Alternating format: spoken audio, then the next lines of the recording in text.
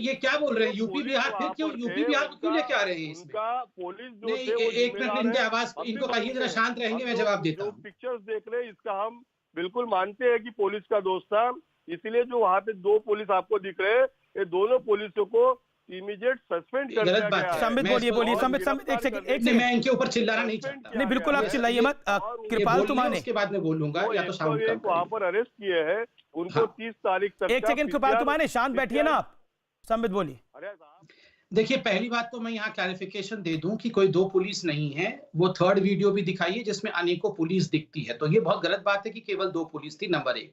Number 2, ये जो कह रहे हैं कि ये उत्तर प्रदेश या बिहार से कंपेयर मत करो, ये बहुत गलत बात है।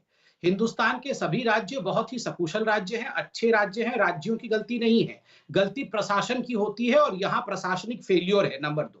नंबर 3, इन्होंने कहा यहाँ की पुलिस तो ऐसी ही होती है, उनके पास डंडे होते हैं, बेचारों के पास तो बंदूक भी नहीं होता है, वो कुछ नहीं कर सकते। मतलब आप बोलना चाहते हैं पुलिस की हालत भी शिवसेना जैसे हो गई है, जैसे आजकल शिवसेना दंतहीन बाघ बन गई है। मैं तो आज बहुत दुखी हूं।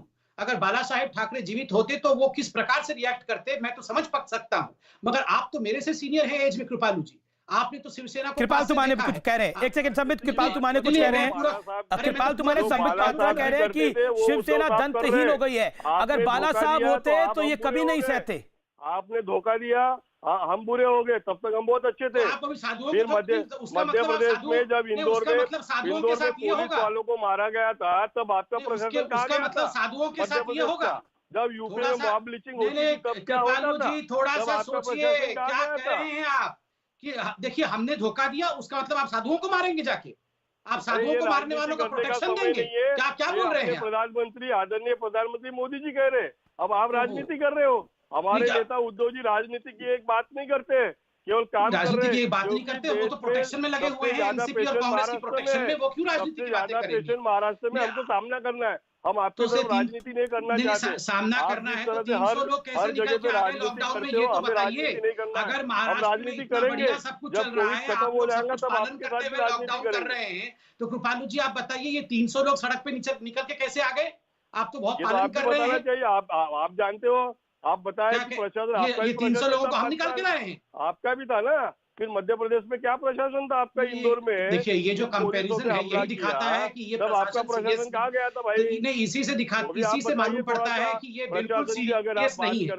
इतने गंभीर विषय में बिल्कुल संवेदनहीनता के साथ इनके सांसद बात कर रहे हैं। ये क्या संवेदनहीनता है कि इंदौर में भी हुआ था तो यहाँ भी होगा? रंग पूरा आप राजनीतिक बात करते हो, ये राजनीति करने का समय नहीं है, ऐसा आदरणीय मोदी जी ने बताया है। और मोदी के कार्यकर्ता ये साधुओं के मरने का समय भी नहीं है, जानते हैं, ये साधुओं के मरने का समय भी नहीं है, इसलिए सवाल तो पूछा जाएगा। आप इंक्वायरी का सामना, लॉकडाउन चल रहा है, कोरोना का प्रकोप है, उसका अर्थ है क्या कि यहाँ पे साधु मरेंगे, साधुओं का लिंचिंग होगा और सवाल भी नहीं पूछा जाएगा? ऐसा आ जाएगा क्या? जांच होने के बाद ही तो पता चलेगा। कोई क्या जांच होने के पहली बात तो है, जांच तक विषय गया क्यों? यहाँ इस हद तक विषय गया क्यों कि आज जांच होना पड़े? जब वहां प्रशासन मौजूद थी, पुलिस के वहां पर कई कर्मी मौजूद थे, उसके बाद भी उन साधुओं को धक्का दिया जाता है, सैकड़ों लोगों के बीच उनकी हत्या कर दी जाती है, और फिर भी आप तो खुद ही बोल रहे थे कि वीरवार को ये घटना हुई। 16 तारीख से अब तक आप लोग चुप बैठे थे, तो हम लोगों ने आपसे सवाल पूछा। एक सेकंड, तुम्हारे साहब एक सेकंड, तुम्हारे साथ महेश, मैं आपके पास जाऊंगा। तुम्हारे साथ देखिए, आप मेंबर ऑफ पार्लियामेंट है, सवाल सुनिए।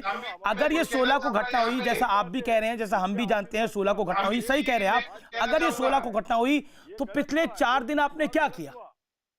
ये मीडिया में आने के बाद ही कार्रवाई क्यों, और अब लीपापोती क्यों कि ये गलती से मारे गए, ये गलती से मारे गए, ये क्यों? नहीं, लॉकडाउन पे क्या बोल रहे हैं तुम्हारे साहब? आप पहले तो ये बताइए, ये लॉकडाउन में आप तक तो बाहर जा नहीं सकते, तो ये 300 लोग कैसे आगे बाहर? ऐसा है, आप पहली बात मैं आपकी इस बात का जवाब देता हूँ जी तुम्हारे साहब कि ये 300 लोग बाहर आए, मैं जानता हूँ, लेकिन आप जानते हैं तो फिर आप फिर सवाल नहीं उठा रहे हैं। ये साधु मुंबई से वो गुजरात के लिए क्यों निकले? क्यों निकले? तो जब गुजरात की पुलिस ने जब वो गुजरात के बॉर्डर पर गए, मुझे तो बड़ा आश्चर्य है कि जस्टिफाई कर रहे हैं। बंदों को रोक लेना था कि भाई रात भर आप रुक जाइए, हम ये तो बहुत गलत बात है, जस्टिफाई करने की जो कोशिश कर रहे हैं कि ये साधु यहाँ